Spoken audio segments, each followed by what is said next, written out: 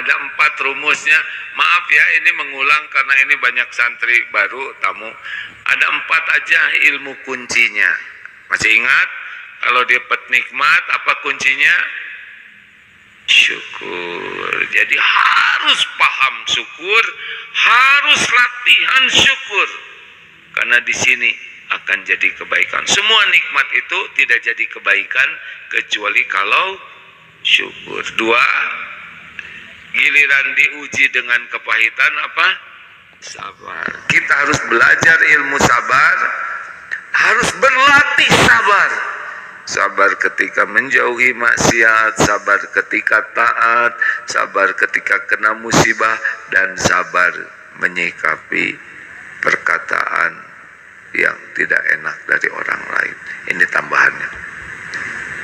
3, kalau berbuat baik kuncinya ikhlas. Harus belajar ikhlas, paham ikhlas, latihan ikhlas. Tanpa keikhlasan berat hidup ini. Orang ikhlas tuh enggak ribet hidupnya, cuma ya Allah semoga engkau terima. Ibu masak, semoga ya Allah terimalah masakan ini. Ya Allah saya membahagiakan suami, membahagiakan istri, semoga engkau ridho. Ya Allah saya ngurus anak, semoga engkau ridho. Saya memuliakan tamu, semoga engkau ridho. Ya Allah saya silaturahim, semoga engkau ridho. Ya Allah saya belajar, semoga engkau ridho. Gitu aja. Udah enggak ribet dengan penilaian orang, enggak ribet dengan pujian, tidak ribet dengan penghargaan, tidak ribet, udah selesai. Nah, orang ikhlas mah pikirannya mah Allah nerima pahala akhirat. Udah tersambung dengan Ustadz Miftah. Oh ya, makasih. Sudah tersambung, beliau sudah mulai acara? Sudah. Oh ya, terima kasih. Kawan-kawan bagi yang akan menyimak pelajaran dari Pak Kiai Miftah Farid, silakan simak di MQFM 102,7 Bandung. Ini acara kita ini hampir berbagai platform media sosial ya. Ada ngik-ngok, ada gitu ya. Karena kalau disebut nama yang lain bisa diblokir, jadi dimodifikasinya begitulah ya. Silakan di aja ditonton maksudnya. Coba di mana nih? Dan yang keempat, kita pasti bikin salah. Kuncinya apa yang keempat? Bukan tobat. Segera tobat. Ada satu di atas tuh bintang kelas. Benar, segera tobat. Jangan dilambat-lambat. Wasari'u ila magfiratim mir rabbikum wa jannatin arduha samawati wal ardu uiddat lil muttaqin. Bersegeralah kepada ampunanmu dan sorga yang luasnya seluas langit yang bumi, yang disediakan bagi orang yang bertakwa. Segera tobat, segera tobat. Kalau orang segera tobat, biasanya nanti mudah sedekah, mudah menahan marah, mudah memaafkan, dan mudah berbuat baik. Ayat selanjutnya, tadi Ali Imran 133, 134-nya begitu. Maaf, ini kembali pengulangan supaya kita tidak lupa rumusnya seperti itu. Ada rumus lain dalam hidup, ada. Al-Isra ayat 7. In ahsantum li anfusikum wa in asatum falaha. Jika kamu berbuat baik, kebaikan itu untuk dirimu sendiri. Jika kamu berbuat buruk, untuk dirimu sendiri. Jadi kita harus sadar betul, kalau kita nolong orang, yang untung siapa? Jawab, diri sendiri kalau ikhlas. Kalau kita mengucapkan salam, yang untung siapa? Diri sendiri. Kalau kita sedekah, yang paling untung siapa? Ya, kita, nggak ada urusan. Makanya kalau mau berbuat baik terus aja, karena yang untung kita. Orang lain dapat untung, alhamdulillah, tapi yang paling beruntung kita. Jadi gak usah nunggu-nunggu orang lain tahu, gak usah nunggu-nunggu orang berterima kasih, tidak usah nunggu-nunggu orang balas budi. Udah selesai, itu gak ada ya. Nikmati saja. Seperti apa? Matahari hanya beri, tak harap kembali bagi sang surya kasih ibu. Nah, terus ya. Atau seperti apa? Jantung berdetak tiap saat, tidak pernah overacting, berdegup tiap waktu, terus ya. Dan ingat, kalau kita berbuat jelek, siapa yang rugi? Diri sendiri. Allah melihat tidak kalau kita maksiat? Malaikat mencatat tidak?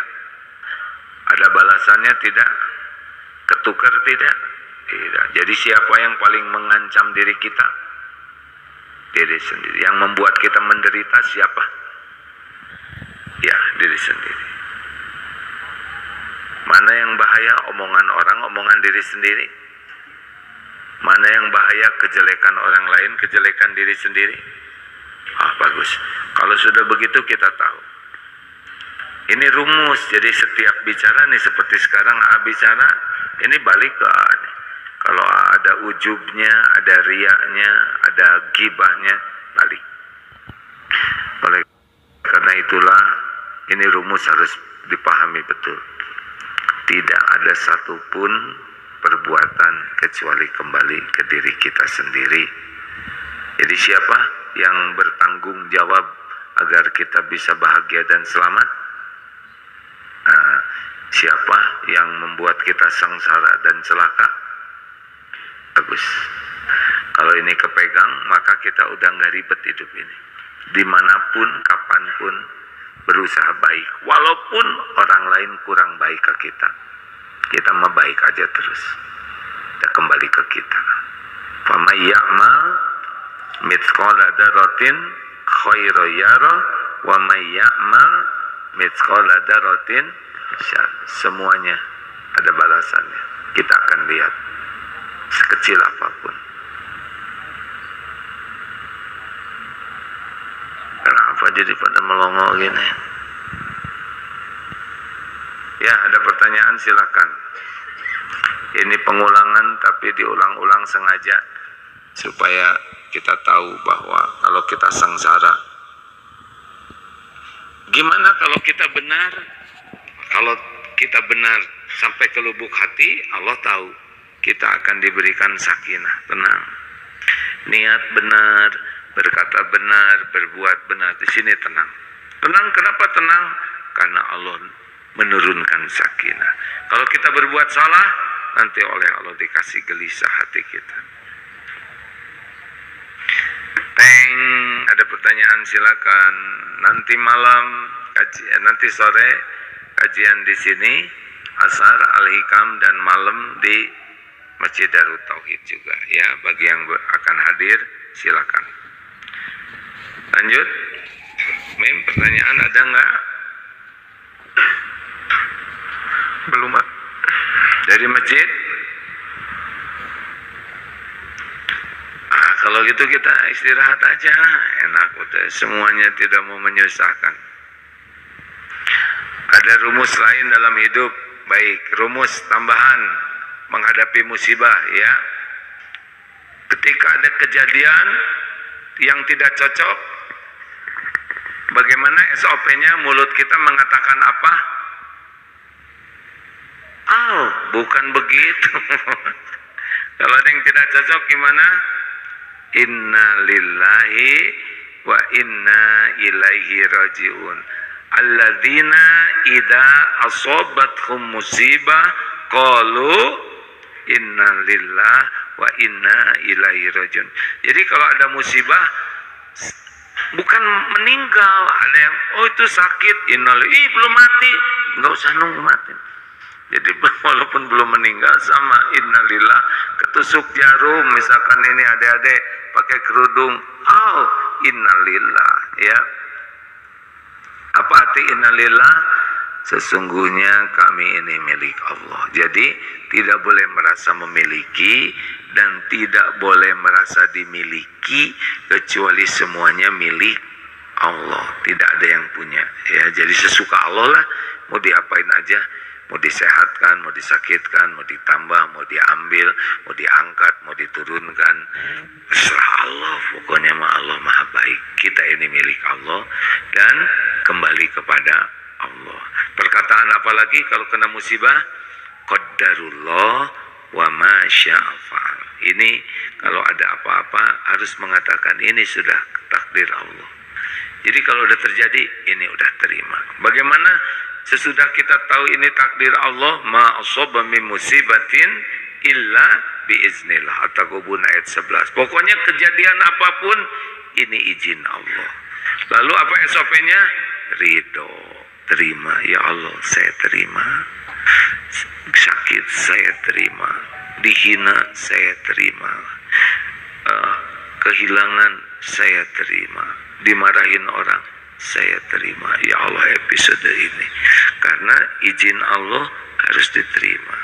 Apalagi izin Allah, ridho, kemudian istighfar. Ya Allah, ini karena dosa saya, ampun. Yang ini At-Taghabun ayat 11, ridho, kemudian Asyura ayat 30. Ampun ya Allah, ampun. Jangan mencari kambing hitam. Orang nyopet, nyakitin, menghina, marahin kita dan sebagainya, itu cuman alat dari Allah sampainya ujian ke kita, ya. Obatnya adalah istighfar. Astagfirullah, ampun ya Allah, ampun. Tadi saya banyak bicara, aduh astagfirullah. Tadi kata-kata saya sia-sia, astagfirullah. Cari dosa. Pokoknya kalau ada apa-apa, tobat. Udah tobat apa? Syukur. Kenapa syukur?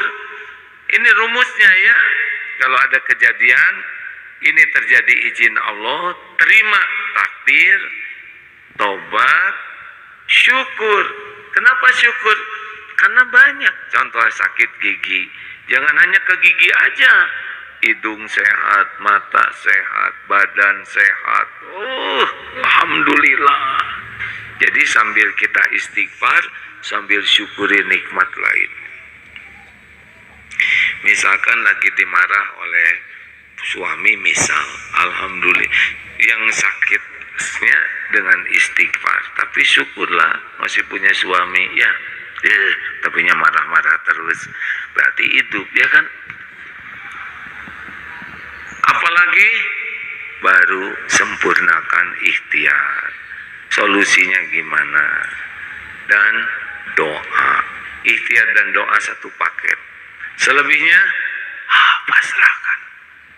Ini ngebayangkan di Palestina ya, sekarang katanya mau diambil alih oleh Entrum, kemudian ini mau nyerbu.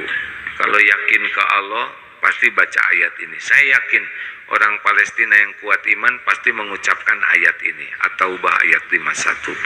Qul la yusibana illa ma kataballahu lana huwa maulana wa 'alallahi falyatawakkalul mu'minun.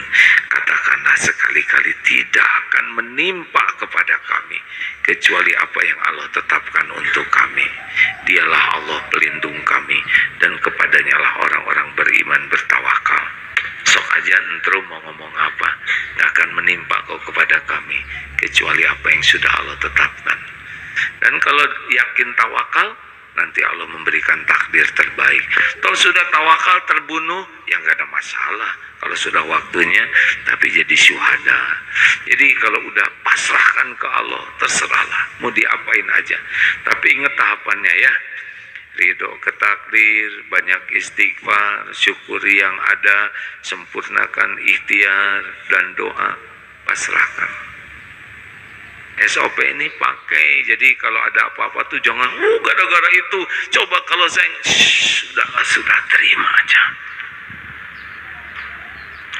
Nah, nggak ada yang nanya lagi nih. Dari medsos, izin bertanya bagaimana menghadapi pemimpin yang zalim? Apakah kita harus lawan atau diam saja? Pemimpinnya yang mana?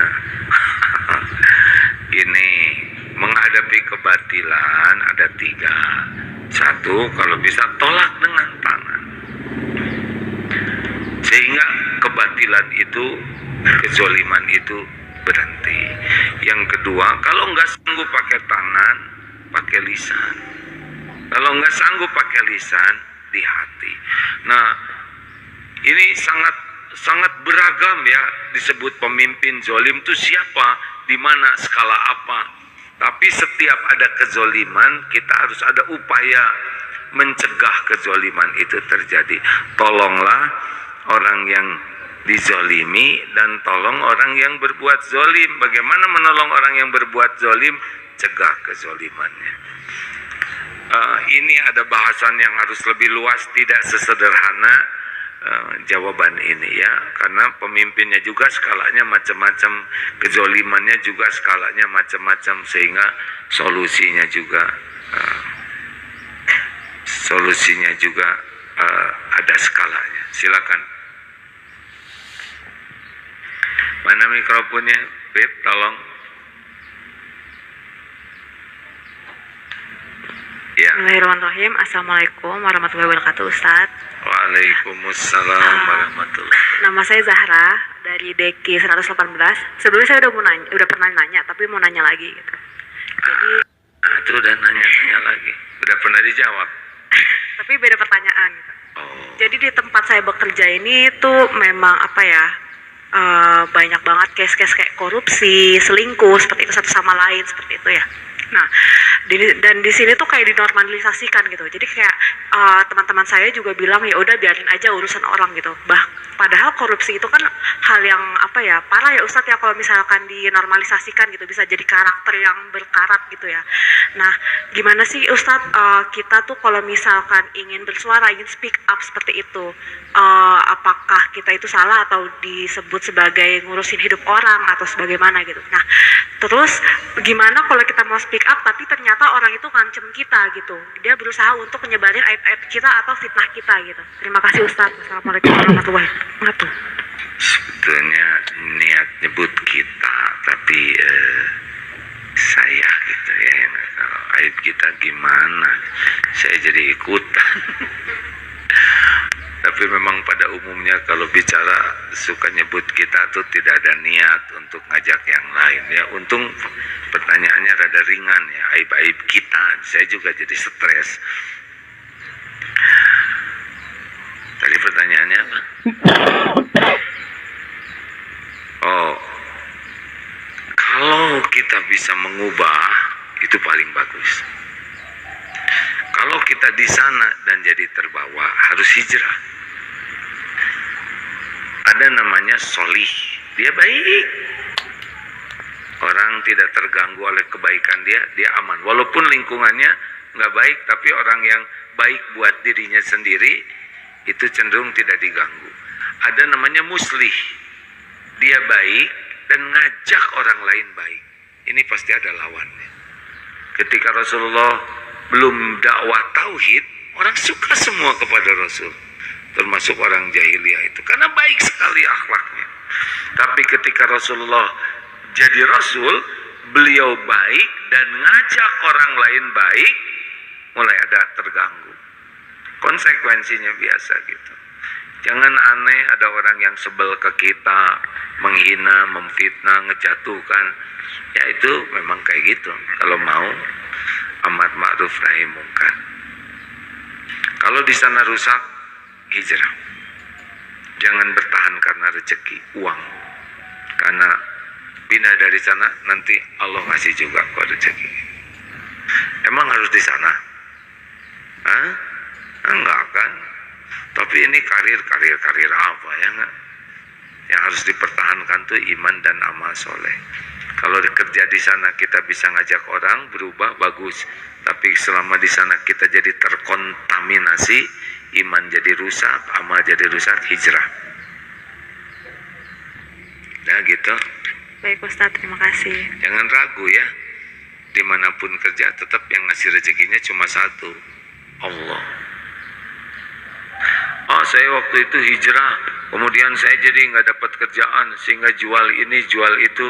Sangat boleh jadi yang dibeli itu dari uang yang kurang berkah, sehingga oleh Allah dibersihkan dulu. Nanti pada waktu titiknya tertentu dikasih lagi. Ada kok rezeki. Baik, pertanyaan selanjutnya.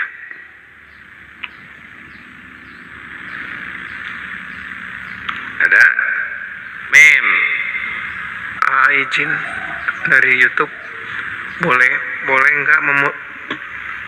nggak memutus silaturahmi karena yang bersangkutan sering bikin sakit hati? Jelas tidak? Kurang jelas, Mim. Boleh nggak memutus? Mikrofonnya agak dijauhkan sedikit, Mim. Nggak boleh nggak memutus silaturahmi karena yang bersangkutan sering bikin sakit hati? Jangan memutus silaturahim, nggak usah ketemu aja. Beda, nggak ketemu dengan memutuskan tuh beda, ya. Udah jaga jarak aja.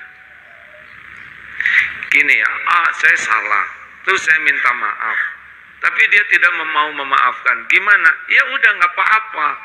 Tugas kita itu adalah kalau sadar kita salah, minta ampun ke Allah, minta maaf ke orang.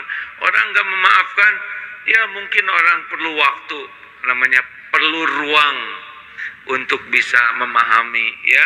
Tidak bisa kita minta maaf langsung orang bisa memaafkan. Dengar ya, ada memaafkan, ada melupakan. Memaafkan itu bisa mulut, tapi melupakan perlu waktu. Seperti nancepin paku, nyabut itu gampang, tapi lubangnya itu untuk nutupin beda effortnya. Jadi kalau ada orang kita udah nyakitin beliaunya kita udah minta maaf, beliaunya masih udah nggak apa-apa, fokus aja kepada memperbaiki diri, fokus meningkatkan sholat, zikir, doa, karena yang membulak-balik hati adalah Allah Subhanahu wa Ta'ala. Kita nggak bisa maksa orang segera tidak jengkel, segera memaafkan, nggak bisa maksa. Yang harus kita push adalah diri kita jadi baik. Terakhir,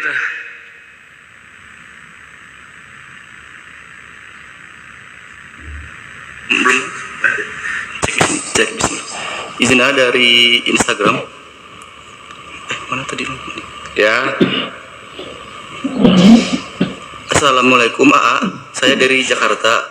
Punten mau tanya, agar istri nurut dan mendengarkan suami akan hal-hal baik, caranya bagaimana ya Oh, gimana ya? Ku anfusakum wa ahlikum naro. Tolong Ustaz bacakan ya ayyuhalladzina amanu. A'udzu billahi minasy syaithanir rajim. Ya ayyuhalladzina amanu qu anfusakum wa ahlikum nara وقودها الناس والحجارة أعدت للكافرين. Wahai orang yang beriman, ku anfusakum, jagalah dirimu dan keluargamu dari api neraka. Jadi ingin istri nurut itu baik, tetapi ada tapinya. Sebelum mikir istri jadi baik, harus mikir, saya baik tidak? Jadi kalau suami ingin istrinya baik, maka yang dipikirkan adalah saya harus jadi suami yang baik. Karena yang bisa membulak-balik hati istri adalah Allah. Dan Allah melihat kelakuan, ini lagi cerita kita lelaki ya. Para suami, Allah tahu nih suaminya, akhlaknya, bicaranya, ibadahnya, semangat menuntut ilmu. Jadi suami ingin istrinya jadi baik itu boleh, tapi yang lebih harus diinginkan suami adalah diri jadi baik. Saya harus jadi suami yang baik. Allah ngelihat kelakuan saya, Allah tahu isi hati saya. Berusahalah jadi suami yang baik. Apa yang ingin ada pada istri, adakan pada diri. Ingin istri sopan, kita yang sopan. Ingin istri jujur, kita yang jujur. Ingin istri tidak ngungkit-ngungkit, kita jangan ngungkit-ngungkit. Pokoknya sekuat tenaga dan lakukan ini lillahi ta'ala sebagai amal soleh. Perkara kapan ini pasangan ini bukan istri suami ya, terserah yang mana aja. Kalau istri yang sudah sadar duluan, udah jadi istri yang soleha aja dan nggak bisa ngebalik-balik hati suami. Makin ikhlas, ya Allah saya perbaiki diri saya karena Engkau sudah tahulah semuanya masalah, ya. Nanti ada waktunya. Bicara yang baik saja. Karena yang membuat orang bolak-balik hatinya bukan kita, tapi Allah. Kita itu tugasnya jadi orang yang takwa. Selebihnya Allah yang nolong. Doa yang banyak, ya. Sing sabar kapan ya? Saya sudah 10 tahun. Terus aja sabar. Terus aja. Kalau udah puncak, istiqoroh. Nanti Allah yang ambil keputusan. Begitu? Udah jangan kebanyakan nanya. Saya belum punya suami. Kata ini mama saya disuruh bertanya ke Agim. Minta penjelasan dari AA, soalnya mama aku nggak suka poligami kakak. Aku belum nikah kakak, aku kasihan sama mama. Aku dipoligami sama suamiku. Ya memang tiap orang ada episode masing-masing, ya. Ada yang belum punya suami, ada yang punya suami, suaminya kurang soleh. Ada yang sudah punya suami, suaminya sakit. Ada yang sudah punya suami, suaminya